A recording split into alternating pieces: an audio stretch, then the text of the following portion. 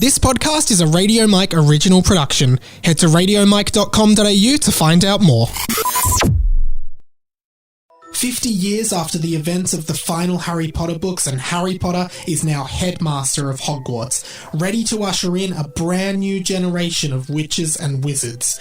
My name's Radio Mike, and I love Harry Potter. In fact, I love Harry Potter so much that when I was a kid, I wrote an entire series of fan fiction books based on Hogwarts. This is book 1 in that series. Welcome to Harry Potter and the Boys.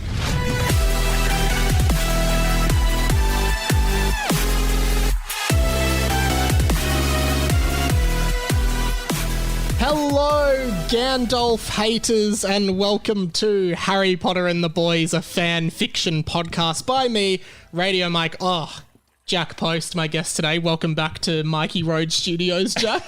I love being here, Mike. Do you say Gandalf haters because Harry Potter is the natural enemy of Lord of the Rings? Yeah, and I realised when I said it, like, if you like Harry Potter, it's probably more likely that you'd like Lord of the Rings. Yeah, but like, I guess, you know, Gandalf.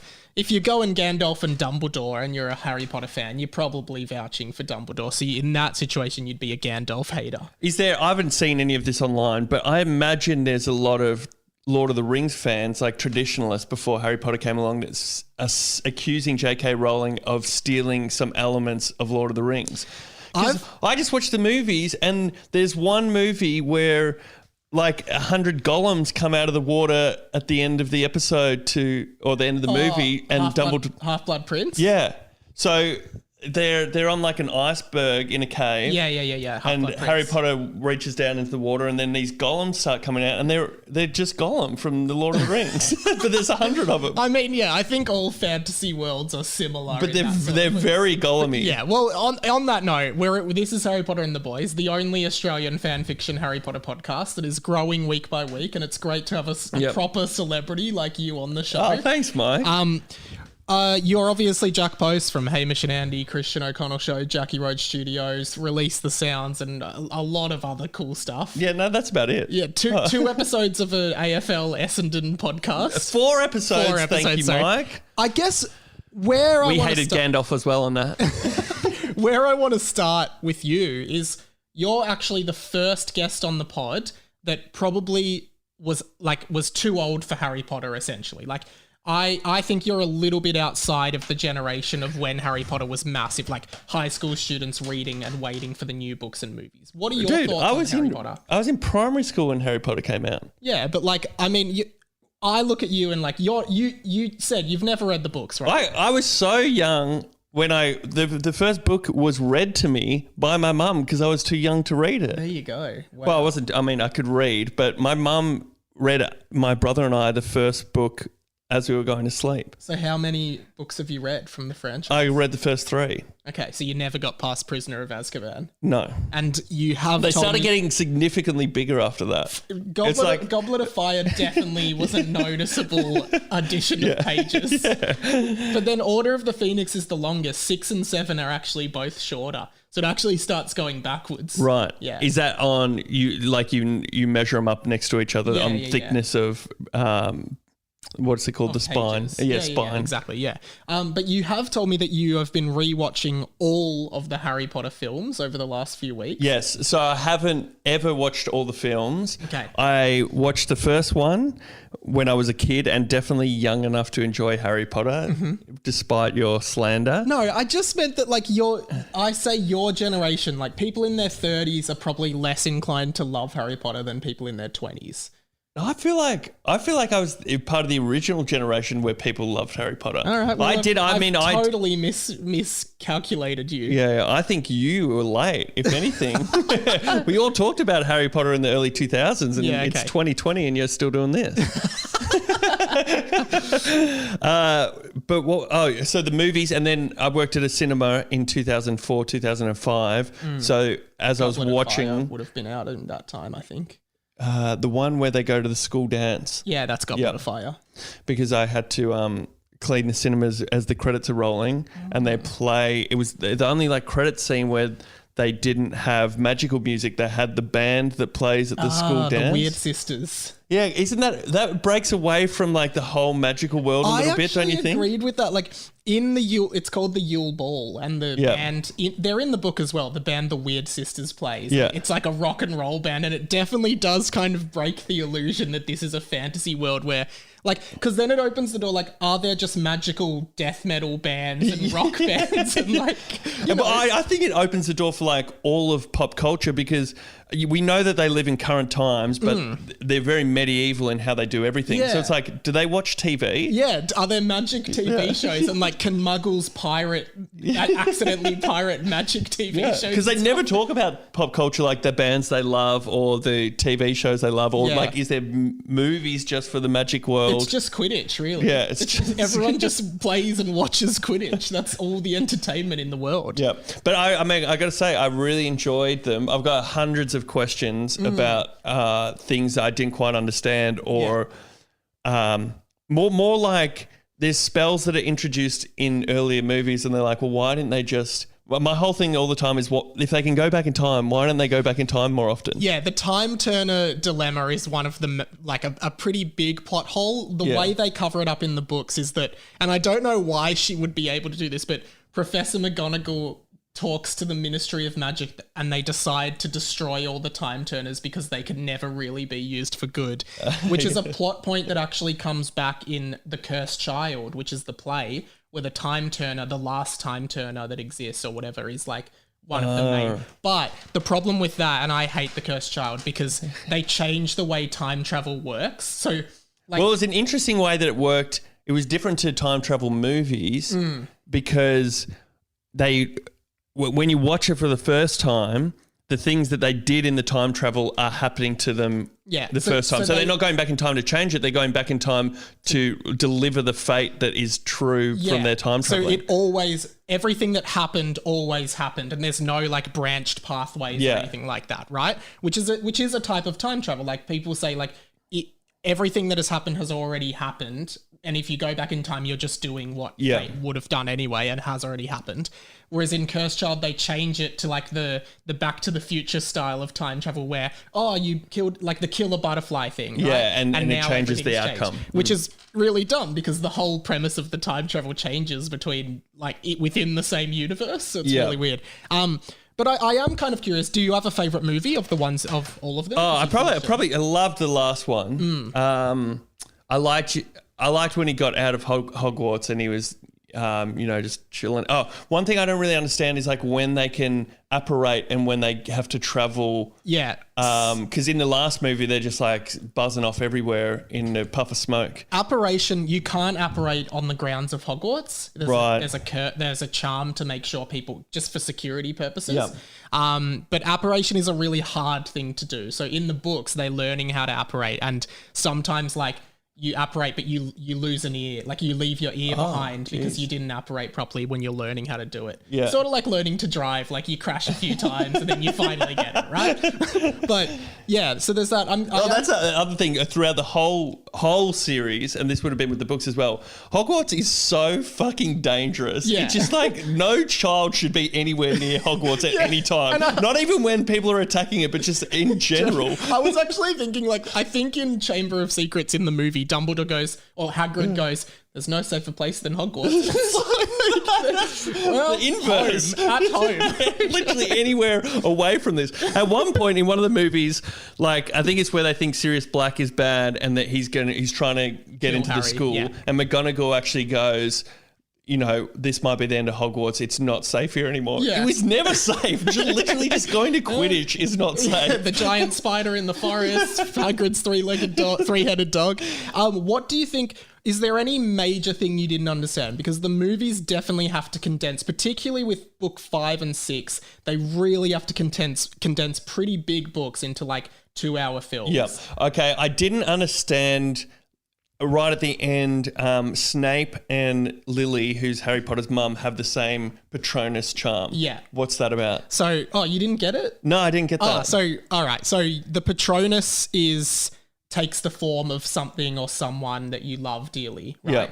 Yeah. Basically, the twist where Harry goes into the memories of Snape, Snape loved Lily his whole life. And the book goes into it in a lot more detail in that chapter. But essentially, Snape was in love with Lily. This is the final kind of revelation of the books, I suppose, where you find out Snape met Lily when she was very young and he was very young. They went to school together, and slowly they kind of grew apart, but he always loved her. And it hinted that James, who's Harry Potter's dad, was a bit of a jerk to Snape. Yeah, so that's explored much more in the books as well. So James and Sirius were essentially Snape's bullies at school and, you know, tormented him a lot. And Snape always hated that Lily married James. And because Harry looked so much like James, he really hated that. But because he had his mother's eyes, that was why at the end when Snape dies, he says, "Look at me, you have your mother's eyes," because he wanted to see Lily's eyes one last time before he died. So I actually think that was one of the greatest moments of the Harry Potter books. Like, but I wasn't sure. So what's the Patronus mean? They love each other. No. So I think it's because Lily's Patronus is a doe, and that is because James Potter is an animagus who turns into a stag. Right? Oh, I missed that completely. Right. You missed the. No, James. I remember the stag is the Patronus, which was part of the time travel, which is actually Harry who did it. But I didn't know he was an animagus. So Harry's Patronus is a stag because his dad could turn into a stag. Right. Lily's Patronus is a doe because stag, doe. Snape's Patronus was a doe because he loved Lily, essentially. Right, okay. Yeah, so Lily never loved Snape, but Snape loved Lily. Okay, sure. So yeah, that's why Snape was so mean to Harry, because he hated that he reminded him of James. Yep. And are we meant to not like James by the end of it? Because then Harry Potter names his son after Snape and Dumbledore, but not his dad. His other son is called James. Okay. Yeah, so he has a son called James, and then he has a son called Albus Severus. By the way, in that last scene, 19 years later, where they're saying goodbye to their children on the train, they look no older whatsoever. Oh, really? I haven't seen it in a while. But also, one thing I really like is Harry marries Ginny, Ron's sister, and they have 3 kids. James, Lily, and Albus Severus. And do you think Ginny was like, "Hey, do you reckon we could call one of them Molly, like after my mum, or Arthur, or even Fred, my brother who died in the war? Nah, let's do Albus Severus. Can James's middle name be Fred? I don't know. Maybe it should be Harry. I am the chosen one. Yeah. So. We could get a dog. Yeah. Call the dog Percy after your brother. So I always found that funny. And then Ron and Hermione's children are called like Hugo and something else weird that just had no resemblance. Right. Well, they at least make Ron look older at that last scene where they're meant to be 20 years older. Yeah. But Hermione looked like she could have been in a different scene and it wouldn't have skipped a beat at all. Can I ask, was there a death in the movies that really sort of shocked you or just actually spoke? Like, was there something that actually upset you? I think I knew that in the back of my head somewhere, I knew that Dumbledore died, so that didn't shock me. And you understood that Dumbledore wanted Snape to kill, like Dumbledore asked Snape to kill him. I got that part. Yeah, cool. I didn't really get. This is going into a whole nother area, but we will get to the fan fiction soon. There was a listener who said, "I wish you'd just do the fan fiction. It's my podcast. We talk about Harry Potter. Go do your own." The Deathly Hallows. Sorry. I understood the 3 items and the logo and the story. Yeah. I just didn't really understand how it intersected with Harry versus Voldemort or the whole war. I knew that Voldemort had the Elder Wand, which is the strongest wand. Yeah. Is the invisibility cloak that Harry had the cloak from the story? That is correct. So, Harry is actually, it doesn't explain it in the movie, but Harry and James are descendants of the Peveril, the 3 Peveril brothers who are like, and so that invisibility cloak that Harry has been passed down generations and got to Harry. So that is that is one of the Deathly Hallows. Right. So because you never found out who gave him the cloak, but it's assumed that his dad gave it to someone at Hogwarts. James gave it to Dumbledore. Dumbledore gave it to James gave it to Dumbledore because Dumbledore was studying the Deathly Hallows. So he asked James if he could have it, and then he gave it to Harry. And then the Resurrection Stone. Yeah. Is that? So he spoke to his his friends and family at the end, like to get a G up before fighting Voldemort. But then he just drops it on the ground. Is that what brought him back to life? No, he came back to life. It's funny. He came back to life because he had the Horcrux inside him. And when Voldemort killed him, it only killed the Horcrux it didn't kill him. I think it's something like that. I don't know. Good. The lore just gets a little bit weird towards the end of the series, but yeah, it's something to do with Voldemort actually killing his own Horcrux with the Elder Wand and not killing what him. I thought would happen, actually in the back of my head, I think I knew that he ended up with Ginny, so I knew that he had to survive somehow. Yeah. But I thought the Horcrux was going to be Harry Potter's scar, just his scar. So it just blows the scar off. The scar falls off and it's like, No, but I thought he would be the last Horcrux. Voldemort would kill him. They would both die. Yeah. And then everybody else would be happy because even though they lost Harry Potter, the Dark World was dead. Yeah. Also, I didn't know that Malfoy's mum was Malfoy's mum until the very last scene where he called him over. And you know Bellatrix is Malfoy's auntie, right? No. Okay. Okay. So yeah, very interesting. And you didn't answer my question, which was about the death. Oh, who was the worst death? Okay. Or just not the worst, like the saddest or unexpected. I didn't know which of Ron's brothers died at the end. Yeah. Because I don't think they even say. It's Fred. Yeah. Yeah. And I thought... One of the twins. I couldn't even tell if it was one of the twins. I thought it might have been the older guy. Percy or Billy. Charlie. Yeah. Yeah. Do we ever meet Charlie? You don't meet Charlie in the films, but he's in the books a fair bit. Yeah. But yeah, Fred's death is definitely, in my opinion, the saddest and also just most unnecessary death. Like, it's so sad when you think about it. Yeah. And I love the line. They completely go away from children's books by the end of it. Yeah. Like, if I watched that movie when I was a kid, it would have haunted the shit out of me. Yeah. And I actually love in the books when Fred dies, there's this great... The writing is so great because he says I think George says a joke while they're fighting, and then Fred dies, and the line is Fred Weasley was lying dead on the floor, the ghost of his last laugh etched upon his face, and I always thought that was a really good kind of image. Yeah. Can't believe you can remember the I'll never lines of the forget book. that because and you understood why Snape said always at the end because that and then cast the doe. No. Well, he's saying. Dumbledore says, "Have you grown to care for the boy?" Snape says, "For the boy, he casts the Patronus. It's a doe." And then Dumbledore goes, "Lily," and he says, "Always," like because he always will love Lily. Oh, right. Yeah. So the doe that rescues Harry in one of the forests. They do so many different Snape's forests. Patronus. Yeah, okay. Yeah. Because Snape was such a dick to him the whole way through, and that's because of James. Yeah, but he could have chilled a little bit. All right. Well, it would be great to do. I've got so many more questions, so maybe it's a separate thing we can just do. Can we do it part 2? Because I think people would be interested in listening to this because I'm always interested in hearing from people who haven't read the book. And it's so fresh on my mind, so maybe we do it as a let's separate read the thing. fan fiction All now, right. and then we'll come back after this. So we are going into chapter 7. You've read a chapter of this before, which we already did. I think Zach Miller, my friend, read the chapter you did on 20th Century Boy, my other pod. We are now up to chapter 7, as you said, and this chapter is called Derrick Goes Crazy. And just for reference, we were in the sorting ceremony. You obviously know what sorting is. And the sorting hat has been put on Derrick's head and it said expelled. And that's where we left off last time. That. So, which has obviously never happened before. And is Derrick the kid on the front cover of the artwork who's an idiot? With the wand up his nose. Yep. And he's sort of like, I think I describe him in the book as the Ralph Wiggum-like character. Yeah. Okay, good. So here we go. You start So I read. Yep, you read, we respond. Read the name of the chapter and we go from there. All right, Harry Potter and the Boys, chapter 7, Derrick Goes Crazy.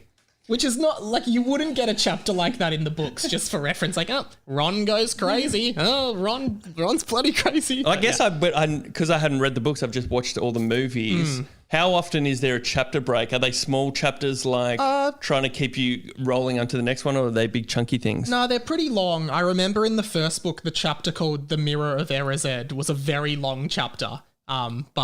This is only 5 pages this is a 5-page with very chapter. large font size. Here we go. Derrick was having a fit. He was screaming so loud. No, he said. Please, he said. Ah, he said. Poo, he said, pointing at poo, he said, pointing at a huge piece of poo on the ground. Couple of things there. Great voice acting. I really appreciate that you're putting that effort in. Also, there's at some point a big poo has been done, and in the midst of his fit, Derrick has gone, oh no, oh poo. So are they in Hogwarts at the moment? We're in the Great Hall, yeah. So Okay. this is in a big room with Everybody's all the there, Hogwarts okay. students just watching this occur. I and assume. nobody else has noticed the poo. I suppose so. Maybe Mr. Filch has to come in and clean it up, but we might find out. There's a great scene in the very end of the Harry Potter movies where like the whole of Hogwarts is completely broken down, and Filch is in the background of one scene, like starting to sweep up the whole thing. Yeah, so Mr. Filch is a squib. That means someone who is born into a magical family but never gets magical powers, like the opposite of a mudblood, essentially. Yep. So it's actually, we've commented on this podcast before, it's quite barbaric that Dumbledore has hired Mr. Filch to work at a magic school to clean it up when he can't do magic. Anyone could just use a spell to clean up the mess, but he pays Mr. Filch to manually do all the labour in the school. Yeah, like when they make the school again, do they just magic it back together? Or? I assume Because so. when Ron's house burns down, the family home burns down. Yeah, which doesn't happen in the books. Oh, really? That's a weird thing they did in the movies that never happened in the books. Oh, okay, so I guess you don't know then. Did they magic it back or did they rebuild it or how did they do it? I don't know. It's non-canon, just like this. I thought I remember the piece of poo scene in the films, but no, I could be wrong. Oh, speaking of poo, J.K. Rowling tweeted out in after the podcast, after the book series ended, that, and this was a turning point for a lot of fans, where a lot of fans were just like, okay, everything J.K. Rowling says now does not count towards Harry Potter, because she said that up until like I think the 70s, witches and wizards did not use plumbing. Instead, they would soil themselves publicly and magic the evidence away. And then they discovered pipes and plumbing and decided to adopt Muggle technology and do it. And everyone was like, this is just an unnecessary detail that no one needed. And even if you don't have pipes, couldn't you still go in like a room? It doesn't even have to be a toilet, but a cubicle, do the business, then magic it away. Yeah, Why do you have to be like, in the middle? sorry, Mike. Yeah, it's like, hey, so how's your day? But You didn't just poo, did you, Mike? Poois Gonus. All right, back to HP and the Bee. So he's yelled poo. Harry Potter stood up. Shut up! He shouted, and he slapped Derrick on the face. So Derrick's, quite traumatized by this event. And Harry Potter, the headmaster of the school, instead of like, hey, we'll figure this out. He's gone, shut up! Smacked him across the face. Now, I have never witnessed something like this, he went on. Oh, is this Derrick or Harry Potter speaking? I think this is Harry. Now, I've never witnessed something like this, he went on. And I'm not allowed to expel someone just because the hat told me to. See, it says right here in the rule book. Right here in the rule book. He walked up to Derrick and showed him Rule 8,1,246,923 in a book called Things That Harry Potter Cannot Do. So Harry just carries around this book that must be this big, and he's just like, hey, Harry, could you get me a glass of water? Rule 200,142. Yeah, water. Who wrote it? Yeah, who wrote the book? So Harry cannot expel a student because the hat says to. Interesting. And the book said, the book was called Things Harry Potter Cannot Do. And indeed, the rule stated that students could not be expelled because the sorting hat told them to. Just reiterating, old, bit redundant there. Harry went on. So, I guess we are going to have to make a new house called Expelled. So all of the Hogwarts houses are named after the founders of Hogwarts. Yep. Godric Gryffindor, Rowena Ravenclaw, and then it's just like, Expelled. You're in the Expelled house. And then when they look over the Great Hall and there's 4 perfectly sized tables with all the students, and then where's Expelled house? Just one of those like little plastic stools. With just Derrick on it. And one of those kiddie plastic seats. So Derrick is going to be in his own house at Hogwarts. So, Hogwarts is about community, being in your common room, going to class with your classmates, and then he's just, And does he get his own Quidditch team and everything that the other houses get? I don't know. I really don't know. Sorting hat. Could I have like at least 2 more students in my house? Harry Potter, where I think we're about. Oh yeah, Harry went on. So I guess we're going to have to make a new house called Expelled. But I must say that Derrick is a disgrace to all wizards. So not just physical abuse, emotional torment as well. This, when I was reading this on 20th Century Boy, I think Derrick is a disgrace to all wizards is a recurring thing that comes up throughout the book. Right. And people like really, really sort of like connected with it, so it's almost become the slogan of the book. Right, so Harry's not the first one to say it. No, this is the first instance of it, but I think it recurs. And I actually remember when I wrote this at primary school and we used to read it out to the class, that I do have a distinct memory. You read this in front of the class? Yeah, I do have a distinct memory of everyone in the class chiming in and going, Derrick is a disgrace to all wizards whenever it came up. So what was this class you were taking? I guess primary school. It was just like our grade show and 3-4 class, and it was Friday afternoons. The teacher just let us read this. Like, it wasn't this exact version; it was a handwritten version. But we just used to read it in front of the class. Wow! Yeah. So it wasn't part of a project or anything. It's like Mike's done extracurricular work, and we're going to read it. Me and a bunch of other boys used to write it outside the canteen at lunchtime. Oh, so this is not just your work. This is group effort. Clearly, you haven't listened to the podcast. No. So I wrote with a bunch of other classmates at my primary school. Yep. We used to at lunchtime write this book, Yep. handwritten in like an exercise book, Yep. right? And then when I was like in year 7, I found that book and I decided to kind of type it up and add bits to it and change it a bit, Right. and that's what we're reading now. Okay. Yeah. Derrick is a disgrace to all wizards, says Harry Potter. Derrick couldn't have been happier. Derrick couldn't have been happier. He had a whole house to himself. So he goes from this impending fear of being expelled to like, oh, I just get a whole house to myself. Well, being expelled, Harry Potter, the headmaster, slaps him in the face and then calls him a disgrace to all wizards. He goes, my own house, pretty cool. Hope I win the house cup. Harry stood up once more. Let the feast begin, he said. I just think, you haven't been here for all the chapters, but just so you're up to date, 2 chapters ago, several students were killed when Hagrid fell on them and crushed them to death. This is all in the same, like we're probably within 10 minutes in real time of that happening. Several teachers fainted from the amount of commotion that was happening. And we also had the sorting ceremony. A student has nearly been expelled. And then Harry just goes, all right, guys, start the feast. Let's eat. Multiple students are dead at this point. But I gotta say, it's not too far from Hogwarts would have some like really terrible stuff happen, and then it was just like, but back to class, everybody. Like 10 points from Gryffindor. I actually always think like, you know what a mudblood is, or like a non-magical blood person. So Moaning Myrtle, the character. Yeah. So she was a Muggle-born student who came to Hogwarts and died at her. Who lived in the toilets, but now we know why did they even have toilets, because they just shut their pants.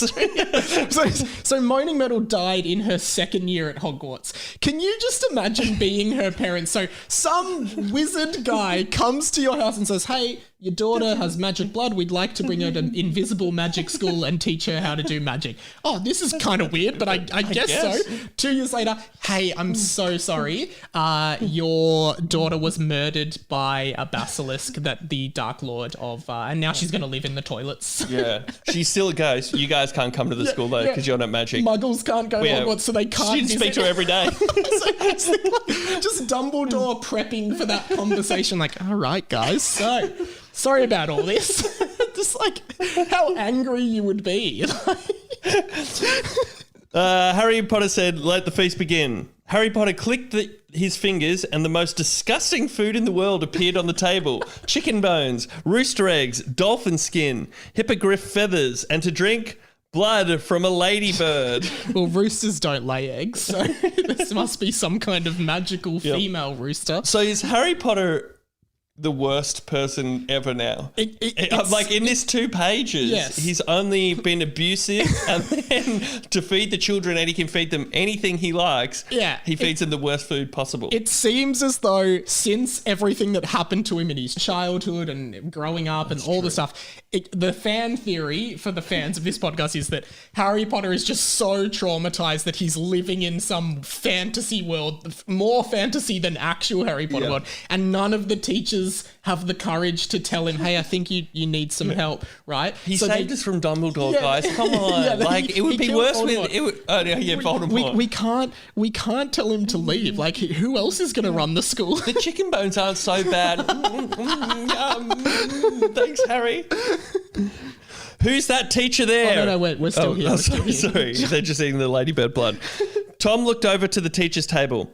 They all had nice stuff. Chicken wings, chicken eggs, dolphin meat, hippogriff meat, and to drink, wine. Rob looked too. He saw a tall, thin, weird, ugly, late 30s man. Okay, so this is where we are about to meet another major character of the book. Who's that teacher there? He asked one of his brothers, Jeremy. And this is one of Rob's, I think, 600 siblings. They're all at the Great Feast. Well, we assume some of them must be. But nobody can go to the new house. That's Mr. Charger. He's the meanest teacher ever. What, even after Harry Potter? So Mr. Charger is on the front cover of this podcast artwork. He is like the tall, weird, late 30s man who's on the front cover next to Harry Potter. That's Mr. Charger. He's the meanest teacher ever. He's not even magic. He is a squib. Okay, so squib, as I explained. Yeah. Yep, magic parents. So really weird that a non-magic student is teaching magic at the magic school. Well, maybe you could teach the Muggle studies or whatever it is, because in the final film... they're torturing, or maybe it's the second to last, they're torturing a teacher and they were like, she was the head of Muggle studies. Yes. So it's like, we never met that teacher. That in the books, you kind of know that teacher, but she's certainly not a main character. We didn't even know that was a class. Yeah.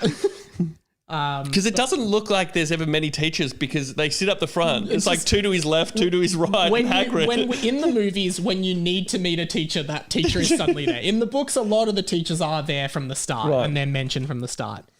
Sorry, that's Mr. Charger. He's not even magic. He is a squib. His parents were magic, but he isn't. The only thing he can teach is potions. Okay, so he's a potions teacher. Getting some Snape similarities here. And this book so far has been following sort of the beats of the original Harry Potter book. Yep, like heavily inspired. Yeah. I loved how from the first book...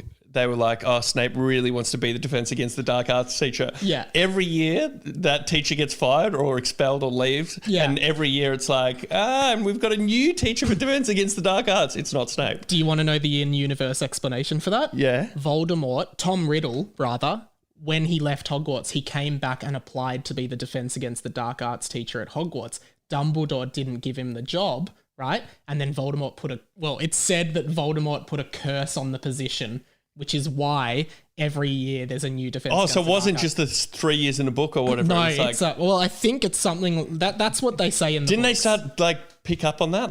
For 35 years in a row, I guess none of those teachers are... I think J.K. Rowling just throws shit out there, sees if it sticks, and then people are like, but what about this? And she's like, the wizards used to banish their poo.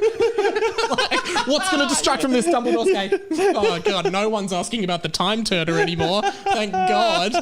Now the real just stay one lie ahead of everybody else. Rob looked at the man. So did the others. They knew he would be trouble. Oh. Derrick seemed to love the food.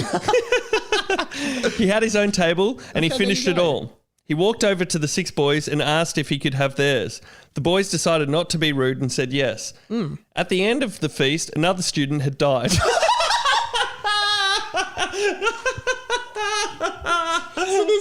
There's no explanation for that. It's just like, by the end of the feast, another student died. Assuming by gluttony. Might as well go to bed, kids. This is too much is going on here. Too many deaths. All right, guys. Let's wrap this up. Oh, God, another one. God, that's 17 for today. That's a new record. Lucky Rob bought his 600 brothers. We're never running out of students. Okay, it doesn't seem to go on to explain how the student died. At the end of the feast, another student had died. Professor Granger, in brackets Hermione, stood up. And we have to do a quick round of applause for the first female character in the book, 7 chapters in. The first female character, not an original character, an existing character, but a strong character nonetheless. Just reading ahead to see if she dies in the next couple of pages. No, it doesn't look like she does. Hermione says, a few announcements need to be said before we head back to our dormitory. A few announcements need to be said? And somebody just died. But just we need to make a few announcements. That's all that needed to be.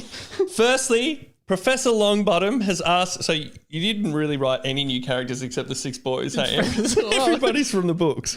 So, Professor Longbottom Neville, of course, who in the last chapter was... it's said that students speculate he may be an idiotus, a magical idiot.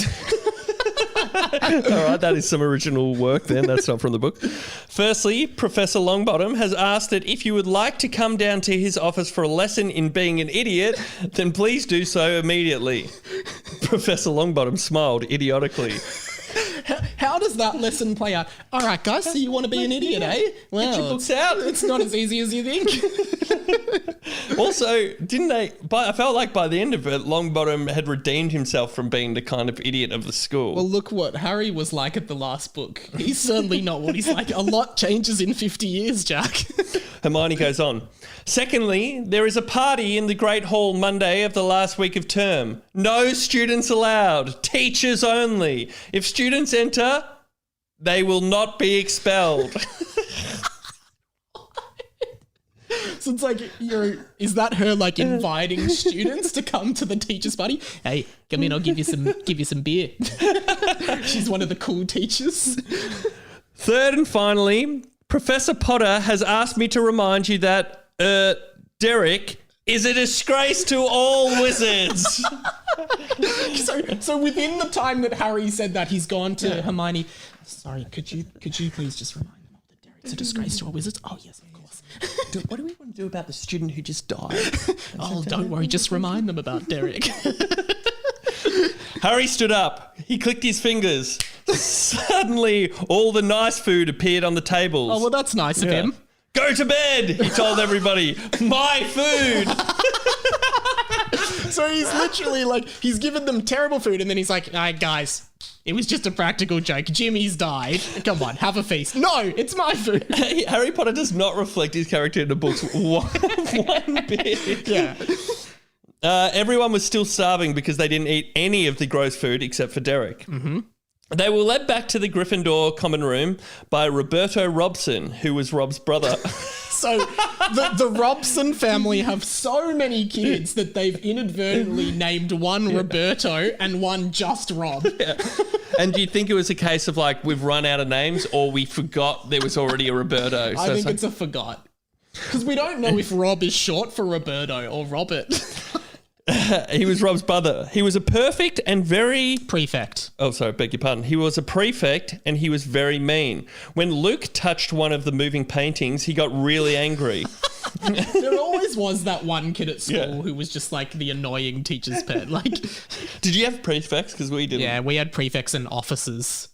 I find it so weird that there was students in charge of other students' behaviours. So they could give detention? No, the prefects were just a meaningless title. No. What about officers? Officers were like the reject prefects. All right. When they finally arrived at the portrait of the anorexic lady... Oh, gosh, that's one that hasn't aged well. And obviously in the book, it's the fat lady. Well, but this is the fat lady as well. When they finally arrived at the portrait of the anorexic lady, the fat lady went on The Biggest Loser. So I guess wizards do have TV, or did she go on the Muggle version? And was she in the painting when she was on the show? Well, it's good she lost weight. It's bad that she's gone the other way now. I guess they don't do like... I never knew when there was a spell for like, weight loss spell. Bling, I'm skinny now. Like there's one scene where Hermione's giving Harry a haircut. It's like, surely of all the spells they could do, like a trim around the sides is a possible spell. Quick cut. Robert had forgotten the password. Oh, God. The Gryffindors... Wait, Robert or Roberto? No. There's a new character. I think I'm going to say that's a typo. That's meant to be Roberto? I think so. Do you want me to update it? No, let's leave it as the author intended. Robert had forgotten the password. The Gryffindors had... Now, are you spelling Gryffindor wrong or they just doesn't know how to spell Gryffindor? I'm pretty sure there's 2 Fs in Gryffindors, but I don't know if Microsoft Word would recognize the word Gryffindor. It's accepting it, okay. Yeah. The Gryffindors had to wait outside for a whole hour while Roberto went to ask Harry what it was. So long old walk. They're there for an hour. How long does it take him to go find Harry and be like, hey, sorry, what's the password again? Leave my food. When Roberto came back, he was holding his wand. It turned out Harry had forgotten the password as well, and that Harry had told him a specific thing to do in order to open the door. He aimed his wand at the anorexic lady and said, Avada Kedavra. Avada Kedavra, which is the killing curse. So, barbarically, Roberto's gone to Harry. He said, hey, sorry, what's the password again? He's like, oh, can't actually remember it, but I'll tell you a specific thing you can do to open it. Go up to the fat lady and use the killing curse and kill her. And it worked. The anorexic lady was dead and the door opened. Well, I want to apologise to everyone for this awful just scene that we are in right now. But the second female character to enter the book, the anorexic lady. Who is now dead. The door opened. There was a strange, awkward silence after that. Luckily, it was broken by a PA announcement. Attention all teachers and students. Just a reminder that Derrick is a disgrace to all wizards.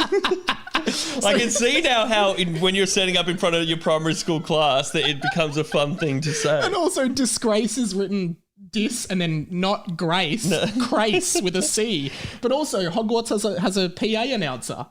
Like, is it Harry doing it, or is there a receptionist at Hogwarts like, sorry, excuse this interruption, teachers and students, just a reminder that Derrick is a disgrace to all wizards, and could Robertson, could you please come to the office, please? And the anorexic lady is dead.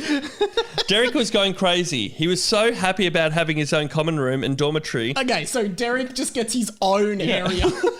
his own common room. It's not really a common room. I also think the amount it keeps saying Derrick is happy, I think Derrick is in big denial about this disgrace to all wizards thing, because it's come up 3 times in the last hour, but every time it says it, it goes back to him. He's like, yeah, Derrick's so happy. He loves it. Yeah, I'm sure we'll learn more about Derrick on the last page of the chapter now, so hopefully there's a couple more laughs or deaths.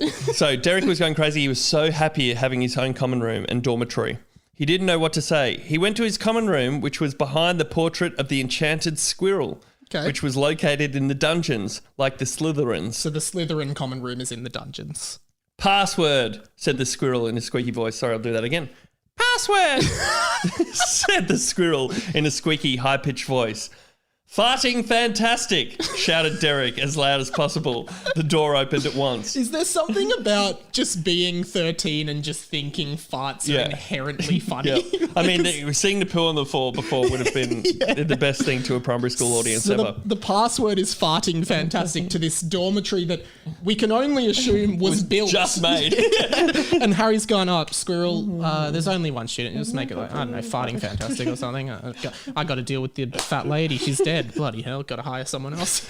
Derrick was tired and went to bed straight away, but he stayed up all night talking to his imaginary friend, Jijo Joji. Ambiguous gender, could be another female. At about 3 o'clock in the morning, Jijo told Derrick that he was too tired, so... Male character. Jijo told Derrick that he was too tired, so they both went to sleep. Which is an amazing... When your imaginary friend tells you that they're too tired... Hey, Derrick... Let's stay up all night telling stories. I've loved chatting. I got to get to sleep. Oh, come on, you're imaginary. You don't even get tired. I didn't tell you about the password yet on the front door. So much stuff on tomorrow. Okay, can we talk in the morning? I might have a class, but yeah. But you'll sit next to me.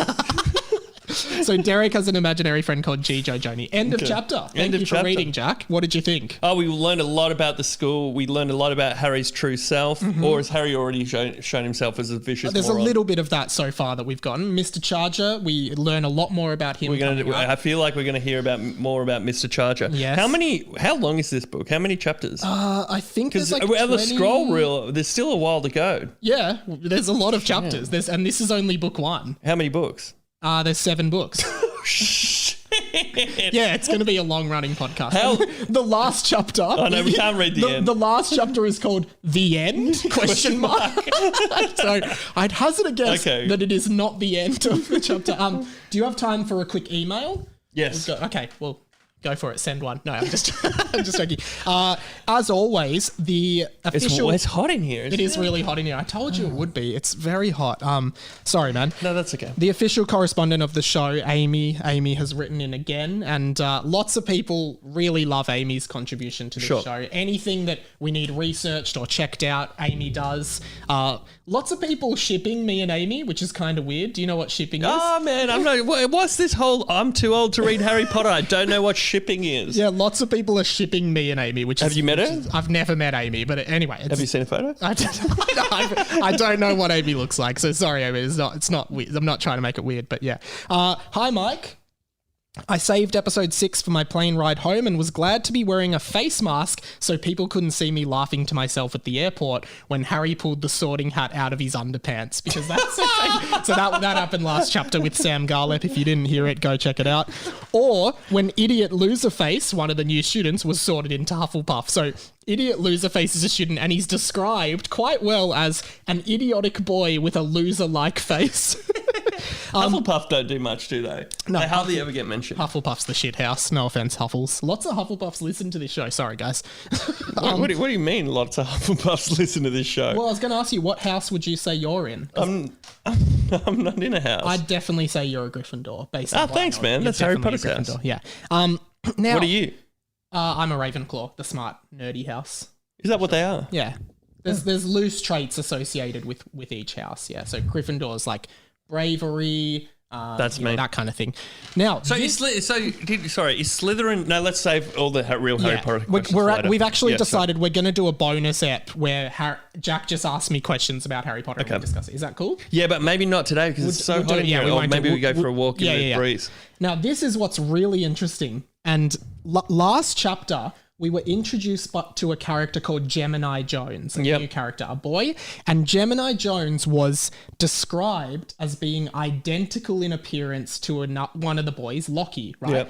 Yep. The book actually said, if this was a movie, they would be played by the same actor. Oh, I like that. Now, Sam Garlep, who was on last week, sorry, what were you I was going to say, that's like the first thing in the book that is a cool feature that like I could imagine being in one of the real books. Okay. Like they get to the Great Hall and they're like, why are you over there as well as being here? Yeah. And there's a bit of mystery to it. But here's what's really interesting about it. Sam Garlep said, I doubt Gemini will ever appear again, and it's just like a red herring or something. Yep. Here's what Amy has come up with. I think we can all see that Gemini Jones is going to be Lockie's evil twin. That was really clever of you to name him Gemini because Gemini means twin. Oh. And the star sign Gemini, I looked it up, is twin. I know nothing about star signs now. No, I thought the Pisces were the twins. Oh, no, I think it's Gemini. Yeah, no, Gemini means twin. Now, I'm going to say this. Personally, I wrote this book when I was 13. I don't think I ever knew that Gemini means twins. Could it be one of your friend's suggestions for the name? Possibly, or maybe I just don't remember like looking up twin like names for like it's possible, but I'm going to say this is an extremely big coincidence. I love honestly. that though. It reminded me of a book I read for uni where characters turn out to be long lost twins and Gemini is mentioned. Pretty good for 13-year-old Mike. I got out of hotel quarantine yesterday, so I'm reunited with my Harry Potter books. I'll start reading them again soon and will include any questions or musings in my email as they come up. Like you guys mentioned, I've always wondered about the number of students at Hogwarts. Are there extra characters that aren't mentioned, or are the only girls in Gryffindor really Hermione, Lavender Brown, and Pavati Patil? Because in Harry's year, there's only really those 3 Gryffindor girls mentioned. Yeah, but you see a lot of background characters. You can't go through every character. You assume there are other characters, yeah. Also, just wanted to correct you, Sectum Sempra isn't a non-verbal spell. Sam Garlep said that. Levicorpus is, but I thought Levicorpus is used in the films verbally. Blah, blah, blah, blah, blah. Total. Cool. Cheers, Amy, official correspondent of the show. Now, for all the shippers out there, P.S., and this was sent on the 12th of December, my birthday. Ooh. P.S., I turned 23 today, and from Instagram, looks like we have the same birthday. Happy birthday, Mike. Happy birthday to you too, Amy. A couple of Geminis. No, Sagittariuses, but yeah. There you go. Well, Mike, thanks for having me on the pod. Thanks for coming on, man. I had a really good time, and I hope you'll come on again sometime when we... I would love to read another chapter. Yeah, cool. Where can people find like stuff you do? Just plug your stuff. Oh, go and check out my podcast because though I've finished the series, it's still available and I'm really proud of it. Yeah. It's evergreen, Jackie Road Studios. There might be a few topical references sprinkled here and there. Please ignore those if that is you listening to it now. And you can check out all the songs from that podcast on Spotify. Yeah. Type in Jack Post, right? Jack Post, you can see songs I've done on Hamish and Andy and as well as all the songs I've done on this podcast. And they're awesome. Thanks, man. And I will just plug my stuff. Please go check out my other podcast, 20th Century Boy, which is just more of my day-to-day kind of life stuff. Jack's been on an episode, so go check that out. And Release the Sounds, our band, you can check that out on Spotify as well. And radiomike.com.au is my website. Radio.mike is my Instagram. Thanks for listening to Harry Potter and the Boys. See you later, Gandalf haters. Derrick is a bloody disgrace to all the wizards.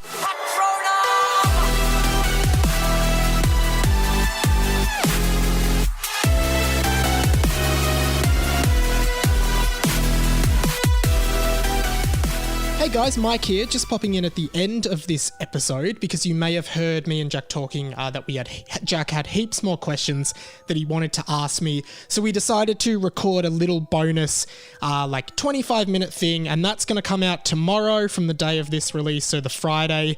Check it out. It's about 25 minutes. It's basically just me and Jack riffing about Harry Potter, essentially, and his understanding of it based on watching the movies and the plot holes he found, and things he was confused about. And I found it really interesting because I've always wondered what it would be like to watch the Harry Potter movies without having the context of the books because of the way they condense them. So I'd really love for you to check that out. And I'm really keen to do some more bonus content for this pod. I'm really open to suggestions. I thought of maybe doing commentary to the movies where I watch the movies and then I commentate them as they're going or anything like that. Just gonna host any sort of Harry Potter content here and do some bonus stuff if it comes up. Thanks for listening and check that out tomorrow. See you later.